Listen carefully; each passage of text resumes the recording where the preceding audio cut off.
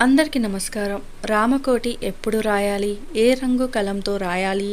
రాయటానికి పాటించవలసిన నియమాలు, జాగ్రత్తలు.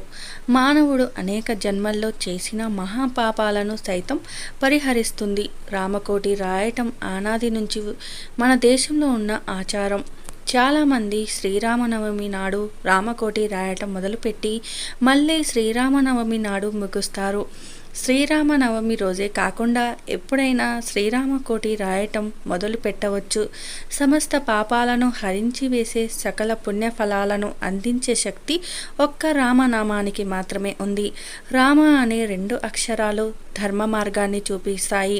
మోక్ష మార్గాన ప్రయాణించడానికి కావలసిన అర్హతను సంపాదించి పెడతాయి. దేవుడు ఒక్కడే అయితే ఆ ఒక్కడు రాముడేనని అనిపిస్తుంది. దేవుడు పలు రూపాలు ధరిస్తే అందులో రాముడి రూపమే మనసుకు మరింత దగ్గరగా ఉంటుంది. శ్రీమన్నారాయణ ధరించిన అవతారాలలో కొన్నిటి గురించి కొంతమందికి తెలియకపోవచ్చు. మేము కానీ రామ అవతారం గురించి తెలియని వారు ఉండరు. మదిలో మధురంగా మోగే మంత్రమయ్యాడు. అలాంటి రాముడి అనుగ్రహం కోసం పూర్వం రామకోటి రాసేవారు.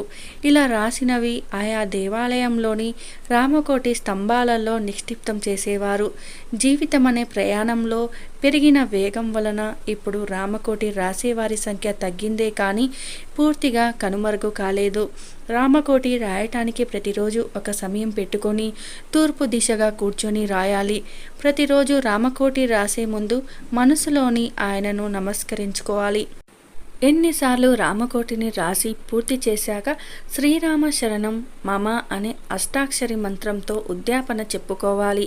వీటితో పాటు రామకోటి రాయటానికి మరికొన్ని నియమాలు ఉన్నాయి. అవేంటో ఇప్పుడు తెలుసుకుందాం. మీరు కోరుకున్న పనులు జరగాలంటే రామకోటి రాయండి. రామకోటి రాయటానికి పూనుకోవటం ఓ మంచి కార్యం. అయితే రామకోటి రాయటానికి కొన్ని నియమాలు పాటించాలని పండితులు చెప్తున్నారు. అలాగే రామకోటిని గ్రీన్ ఇంకులో రాయటం సత్ఫలితాలను ఇస్తుంది. రామకోటి అంటే 1,000,000 సార్లు కాకపోయినా 1000 లేదా 2000 సార్లు శ్రీరామ జయం అని రాయటం ద్వారా అనుకున్న కార్యాలు దిగ్విజయంగా పూర్తవుతాయి. పచ్చ రంగు శ్రేయస్సుకు సూచికమని, అందుకే రామకోటిని ఆ రంగు పెన్నుతో రాయాలని పండితులు సూచిస్తున్నారు.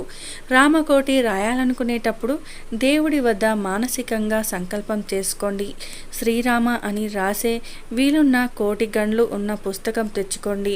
లేదా మీరే ఒక తెల్ల కాగితంతో పుస్తకం తయారు చేసుకోండి.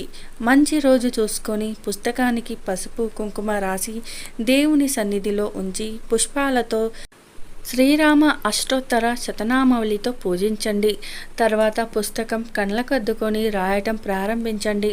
రామకోటి రాసేటప్పుడు ఇతర వ్యాపారాలు, ఆలోచనలు పెట్టుకోకూడదు. మనసు స్థితిమితంగా శ్రీరామ అనుకుంటూ మనసును కేంద్రీకరించి రాయండి. అనుకోకుండా మధ్యలో ఏదైనా పని మీద వెళ్ళవలసి వస్తే ఒక సరి సంఖ్యలో రాయటం ఆపి పుస్తకం మూసి నమస్కరించి వెళ్ళండి. పని అయిపోయిన తర్వాత కాళ్ళు చేతులు కడుక్కొని శుచిగా మళ్ళీ రాయటం మొదలు పెట్టండి. రామకోటి రాస్తే పుస్తకం జాగ్రత్తగా భద్రపరచండి. అందులో ఇతర విషయాలు ఏవీ రాయకూడదు. దానికి ఉపయోగించే కలాన్ని కూడా విడిగా ఉంచుకోవడం శ్రేయస్కరం. రామకోటి రాయటానికి ప్రత్యేకమైన సమయం అంటూ ఏదీ లేదు. కానీ శుచి, శుభ్రత, పవిత్రత, ప్రశాంతత మాత్రం తప్పక పాటించాలి. ఒకవేళ నిద్ర వస్తుంది అనుకుంటే బలవంతంగా రాయకుండా ఆపివేయాలి. ప్రతి లక్షనామాలకు ప్రత్యేక పూజ నివేదన చేసి ప్రసాదాన్ని పంచాలి. రామకోటి రాయటం పూర్తయిన తర్వాత శక్తి అనుసారంగా పూజ నివేదనలు సమర్పించి ఆరాధన చేయటం మంచిది. పూర్తయిన రామకోటి పుస్తకాన్ని పసుపు బట్టల్లో కట్టి భద్రాచలంలోని రామచంద్రుడికి సమర్పించాలి. లేదా ఏదైనా రాముని గుడిలో సమర్పించండి. లేదంటే నదిలో వదిలేయండి. ఇలా రామకోటిని నిష్ఠతో రాస్తే మీరు అనుకున్న కార్యాలు దిగ్విజయంగా పూర్తవుతాయని పండితులు సూచిస్తున్నారు. ఏదైనా ఒక కార్యం పూర్తవ్వాలని సంకల్పించుకొని రామకోటి రాయటం ప్రారంభిస్తే అది తప్పక జరిగి తీరుతుందని పురోహితులు అంటున్నారు. ఈ వీడియో నచ్చితే లైక్ చేయండి. మరిన్ని ఇలాంటి ఇంట్రెస్టింగ్ వీడియోస్ కోసం మా ఛానల్ని సబ్స్క్రైబ్ చేసుకోండి. ధన్యవాదాలు.